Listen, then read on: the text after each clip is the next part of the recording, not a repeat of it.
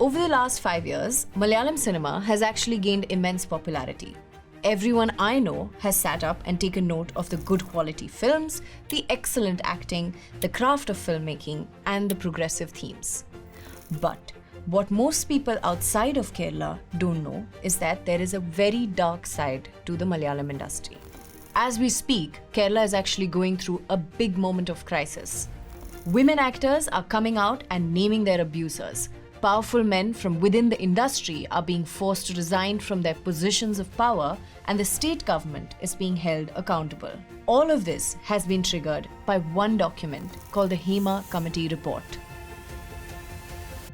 So, what is this report? The Hema Committee report is a 290-page document released by the Kerala government.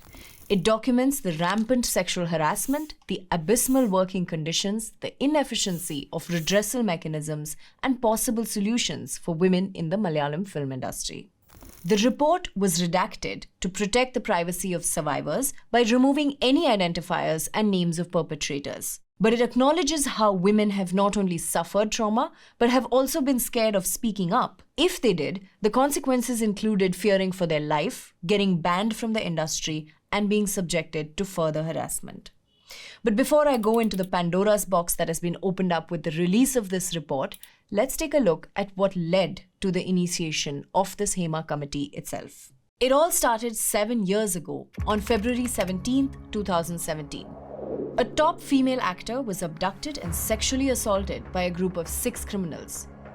The investigation revealed that the men might have been hired by a Malayalam superstar actor named Dilip. Dilip is now accused of orchestrating and conspiring to sexually abuse the female actor. Last month, we published an 11-chapter story on the night of the crime and the ripple effects it caused across the state for the years to come. You can read this story on the News Minute or the News Laundry website. When the news of this crime exploded in Kerala, other women actors came together in solidarity with the survivor. However, the women soon realized that this was actually not a one-off incident. Here's what actor Padma Priya told me a few months ago. When you start building a support system for one survivor, you realize that we're all survivors in one way or another. This one crime caused many women to come out and detail their stories of trauma. #Avalkoppam, meaning with her, began trending on social media. We must remember that this Weinstein-scale revolution in Kerala began months before the global Me Too movement. But what were the men saying about the movement? Many men resisted the feminist revolution, and quite a few of them actually came out and called the whole campaign one big hysterical performance. Here's what Mohanlal, one of Kerala's most revered actors and president of the Association of the Malayalam Movie Artists Association, which has about 500 artists in it, said about the Me Too movement. Me Too, like you said, you just called it it's a trend to be Me Too. Why would you say that? The whole world is waking up to it. There are women who are seriously suffering as well. So. We can also come out with Me Too, with gender-wise. We should also start Me Too. Okay. Don't try so. In May 2017, just months after the crime, a group of 14 women from the Malayalam film industry met Pinarayi Vijayan, the Chief Minister of Kerala.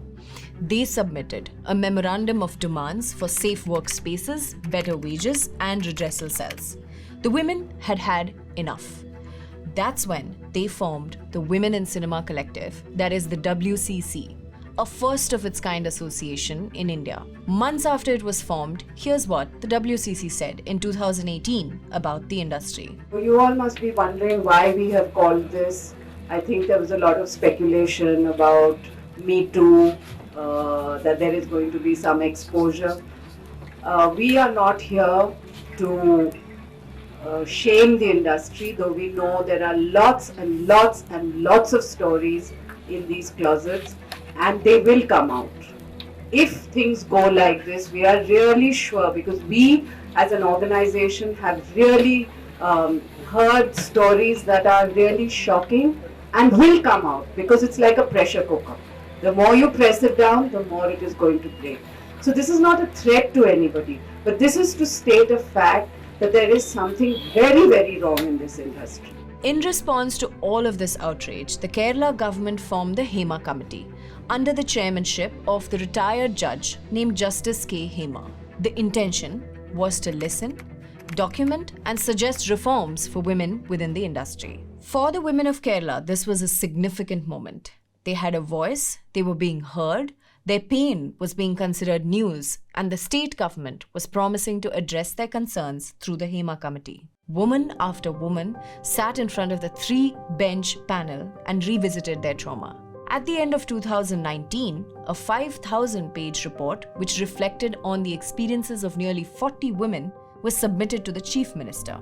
Dileep's case had triggered one of the most subversive feminist movements in India, and the dream that women across the globe were seeing was potentially going to turn into a reality in the state of Kerala. It seemed like the state would now live to witness the grand fall of abusive, powerful men. Except, as soon as the report was submitted, it was duly buried, despite activists and journalists demanding for the report to be tabled in the Kerala Assembly.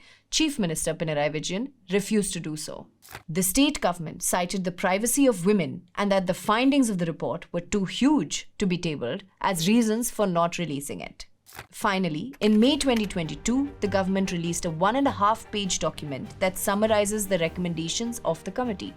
But it was such a vague document that it essentially said nothing. The Kerala left front government's decision to drag its feet on the report raised the question of who were these men who were being protected and why. Finally, this year, on August 19th, that is 5 years after it was compiled, a redacted version of the Hema Committee report was released. Despite not revealing the names of any perpetrators, the report is a monumental document which records how young women were expected to offer themselves up for sex on demand, how a group of powerful men called the Mafia controls the entire industry, and how women feared for their life if they spoke up about their own trauma. There are references in the report which potentially suggest that even minor girls may have been targeted. The report refers to the industry as a boys' club where women are entirely suppressed. We have done a detailed story looking at the extent of the abuse recorded by the Hema Committee. You can read it on News Laundry and News Minute. The WCC, the Women in Cinema Collective, welcomed the Hema Committee report's release. So did the Association of Malayalam Movie Artists, which has over 500 members from the industry. In fact, actor Siddique, who is the General Secretary of the association, said that until the Hema report, the association led by some of the most powerful men in the industry was not aware of the situation faced by women. He also said that police action must be taken against all those accused by the committee. Ironically, within hours of his statement, actor Revathi Sampath pointed out that she had accused Siddique himself of sexually assaulting her years ago in 2019. No action was taken at that time, neither by the association nor by the police. With the Hema Committee report now hanging over their heads, public pressure quickly mounted, and Siddique resigned from the association. He then filed a case against Revathi Sampath and called the accusations a part of a larger conspiracy. In the meantime, director Ranjit was accused of misbehaving with a Bengali actor Srilekha Mitra during the audition of a 2009 Malayalam film. He too resigned as the chairman of the Kerala Chalachitra Academy, but also denied the allegations and claimed they were politically motivated. The release of the Hema Committee report has led to an explosion of Me Too stories in the Malayalam mainstream media. The Kerala High Court, meanwhile, ordered the state government to submit the entire committee report with the names and the evidence in a sealed cover. Chief Minister Pinarayi Vijayan has said that the government will take strong action against the misogyny and the illegal practices in the Malayalam film industry. The Kerala government also announced that they are setting up a special investigation team, including senior police officers, to initiate preliminary investigations into the allegations. Sexual harassment in the cinema world is not a new story. During the Me Too movement, several prominent artists from various different industries were named as perpetrators.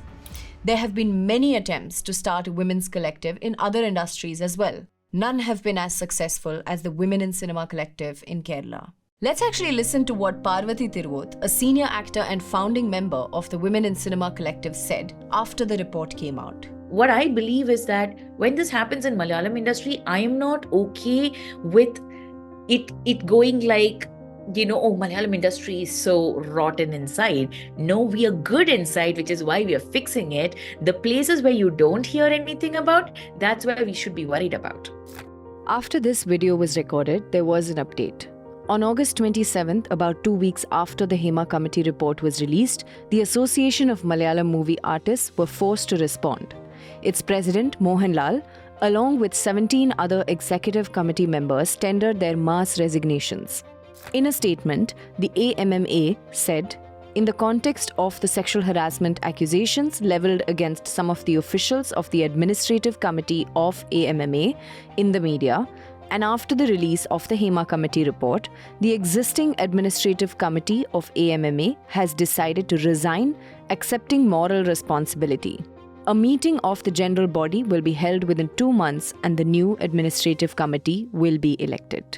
The News Minute and News Laundry have been extensively reporting and following up on this story. This is a story that is yet to get the national attention that it deserves. Such reports take a large team and a lot of resources. Do subscribe to the News Minute and News Laundry and pay to keep news free. You can fund journalism that solely works for you. That is our motto at News Laundry. You can pay to keep news free so that news becomes accountable to you just like it's supposed to be. Visit newslaundry.com and become a paying subscriber so that you can pay to keep news free and independent.